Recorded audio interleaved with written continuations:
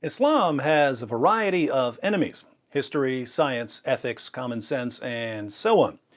But Islam's greatest enemy is logic, because logic is what we use to show how history, science, ethics, common sense, and so on refute Islam.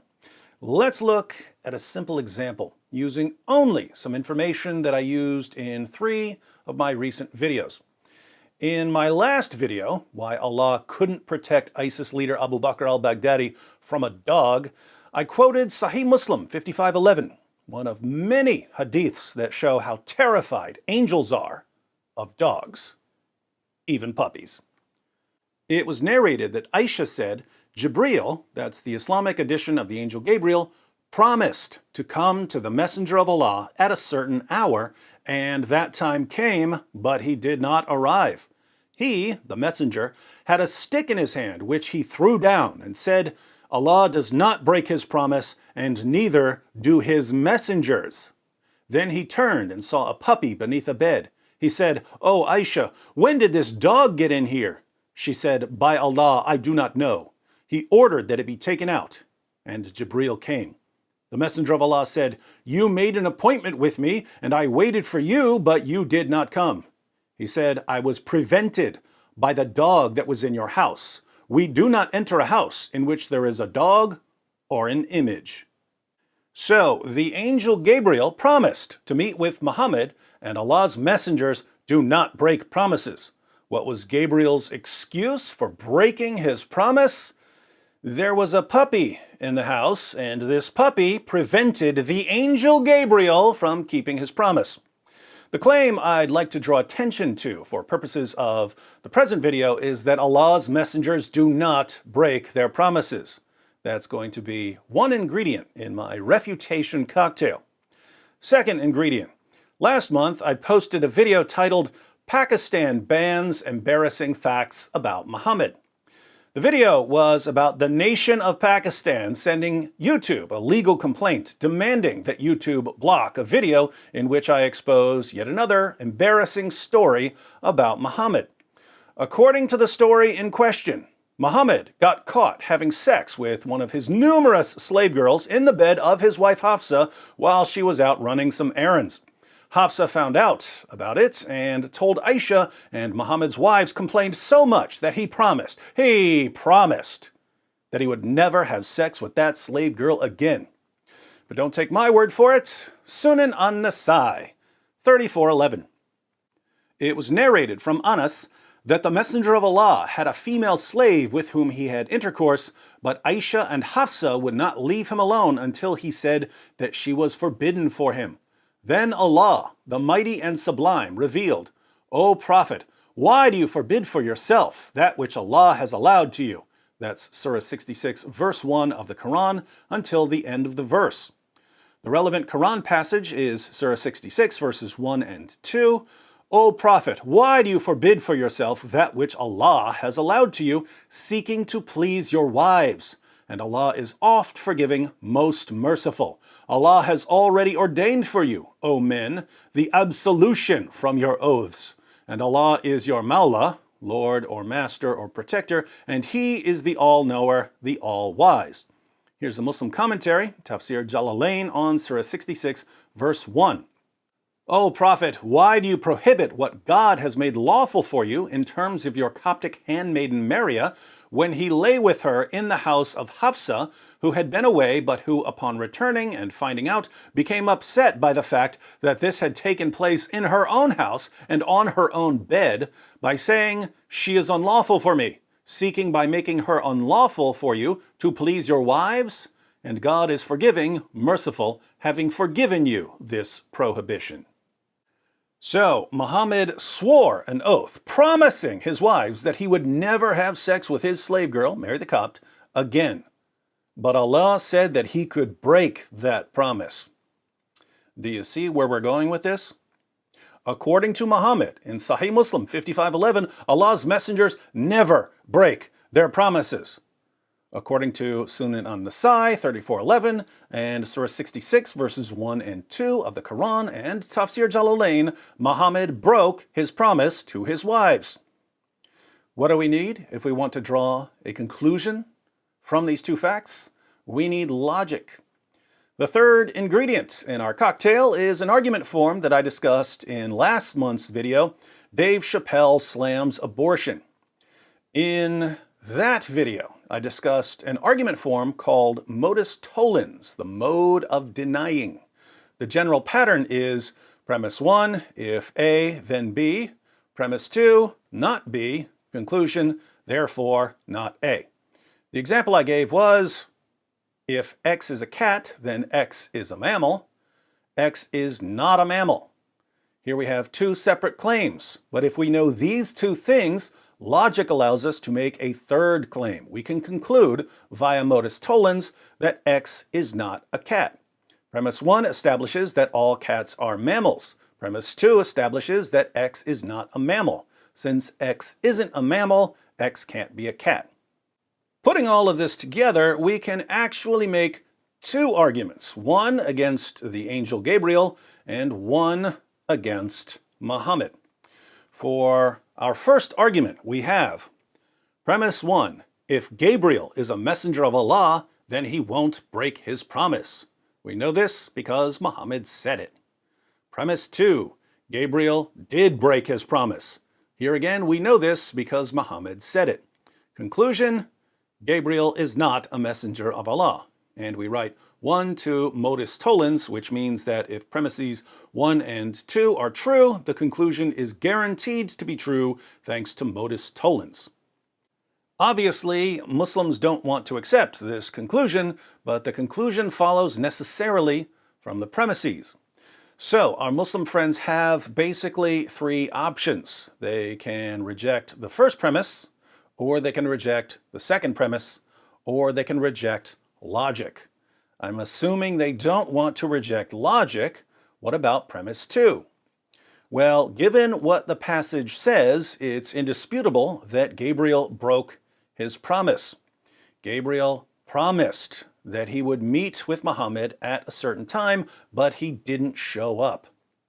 So the only way to reject premise 2 would be to reject the source, but that comes with a cost. This hadith is classed as sahih, or strong, and when our Muslim friends throw out sahih narrations, they're basically telling us that even their most reliable narrations can't be trusted, and that even their most trusted narrators were liars, and that we therefore can't know much of anything about their prophet. Good luck with that. If they don't want to throw the entire history of Muhammad out the window, they'll have to reject premise 1.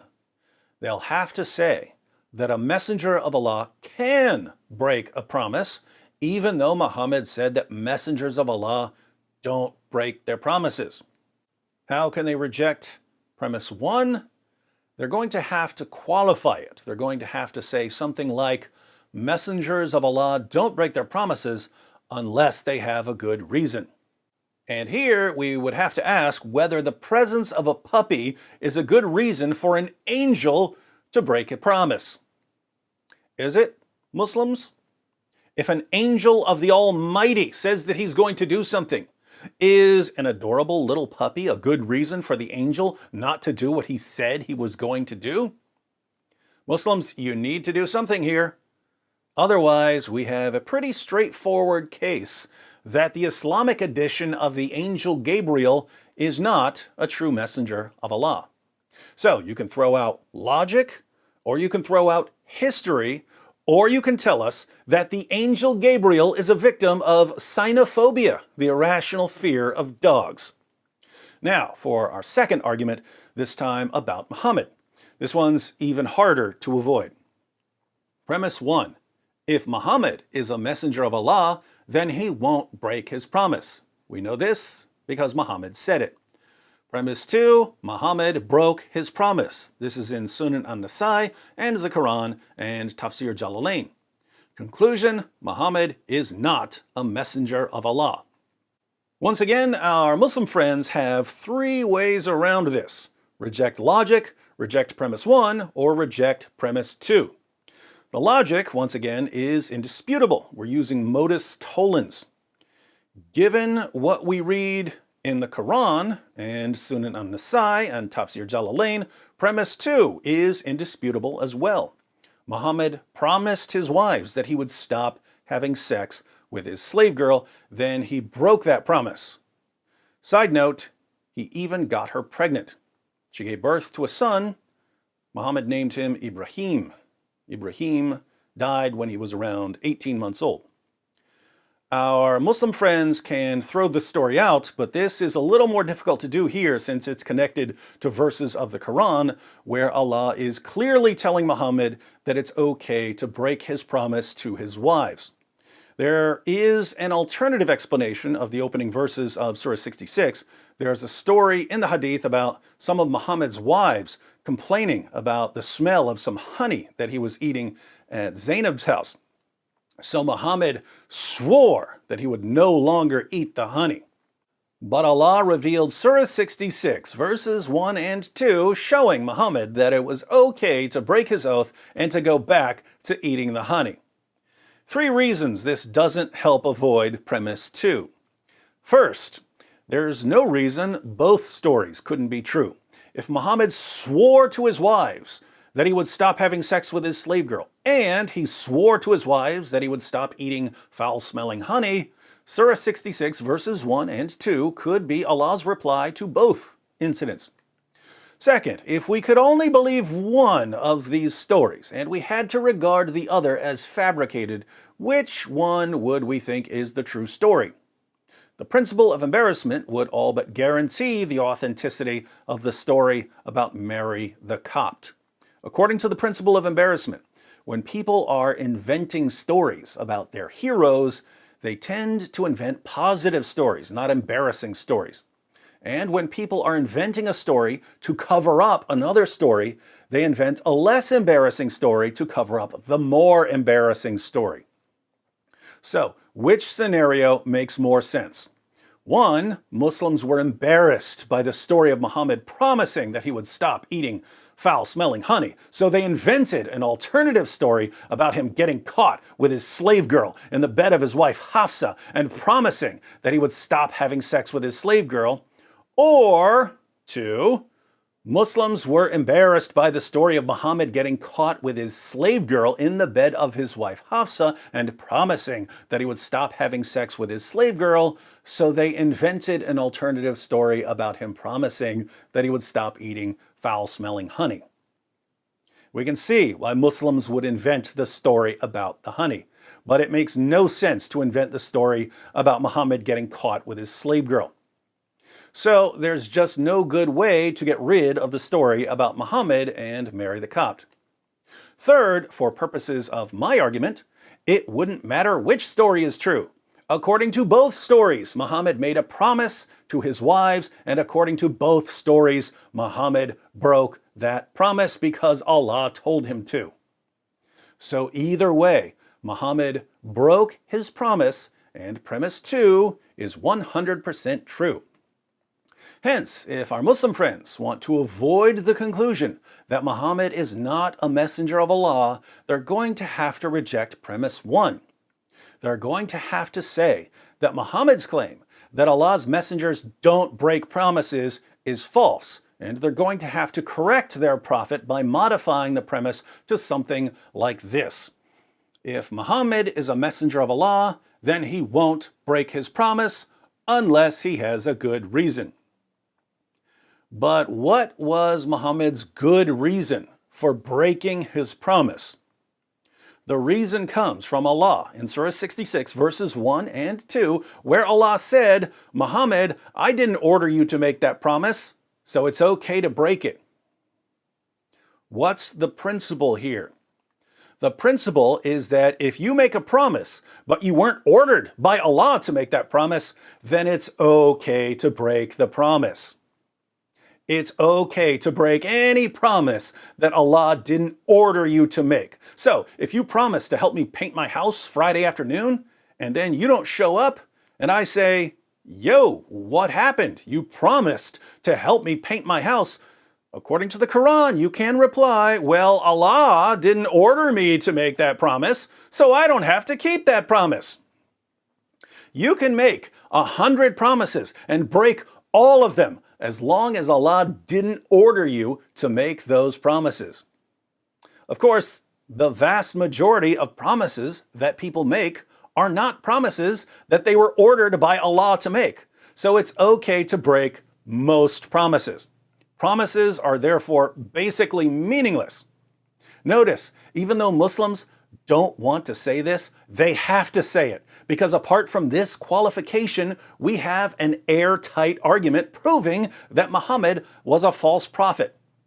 So we can turn this over to our Muslim friends and ask them to tell us in the comments section whether it's okay for them to break any promise that Allah doesn't order them to make. If they say yes, then they'll finally be admitting one of the most disturbing facts about Islamic ethics, namely the alarming level of deception that's permissible in Islam. If they say no, then they'll be condemning their own prophet and their own angel and their own God. If it's not morally acceptable to break a promise simply because Allah didn't order you to make the promise, then the Quran is wrong and Muhammad was a deceiver who was inventing revelations in order to justify breaking a promise to his wives. There are lots of other examples like this in the Muslim sources. This is why I said that logic is Islam's greatest enemy. And if logic is your greatest enemy, you are on the wrong side of reality, my friends.